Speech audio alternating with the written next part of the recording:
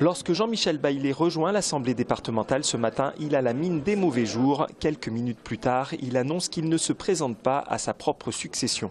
Je présente la candidature de Marie-Claude Nègre. Face à elle, l'autre candidat est Christian Astruc, un ancien proche de Jean-Michel Baillet, désormais sans étiquette et soutenu par la droite locale. Ce dernier est élu 18 voix contre 12. Pour Jean-Michel Baillet, il s'agit clairement d'une victoire de l'UMP. Il explique pourquoi il ne s'est pas présenté.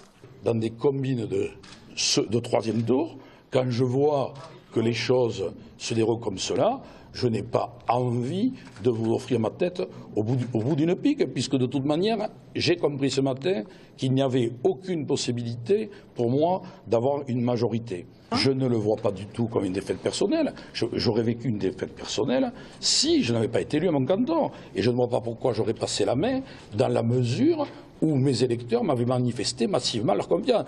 Dans une démocratie, celles et ceux qui décident et qui s'agissent, ce sont les électeurs, c'est-à-dire le peuple. Ensuite, je le répète, dans ce département, désormais, au-delà des décisions du peuple, on a pris l'habitude de petits arrangements, de combines, de trahisons qui font que les choses sont autres à la fin. Au soir du second tour, tout était encore possible. La droite et la gauche étaient à égalité, 14 sièges chacun.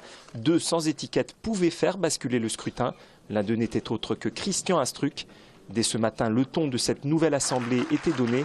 La tâche risque d'être compliquée pour le nouveau président, qui ne veut pas se mouiller quant à la couleur de la majorité départementale. Moi, je ne la connais pas. Et vous-même? La couleur, elle est ni rose ni bleue. C'est un positionnement politique, je ne sais pas trop ce que c'est la politique. Par contre, le bon sens, je le connais. Nous avons mené une campagne électorale où c'est que nous avons dit que nous créerions un groupe de sans étiquette. Nous sommes présentés sans étiquette, donc je n'ai pas d'étiquette politique, bien entendu, et je n'en ai jamais eu de ma vie, je n'ai jamais pris de carte politique. Donc on va essayer de faire autrement, on voulait se présenter pour agir autrement, pour rassembler le plus largement possible. Qu'est-ce qui va changer longtemps été proche des radicaux de gauche, hein, parce que bon, vous entendez déjà certains parler peut-être de trahison, ça vous interpelle, ça vous... Trahison?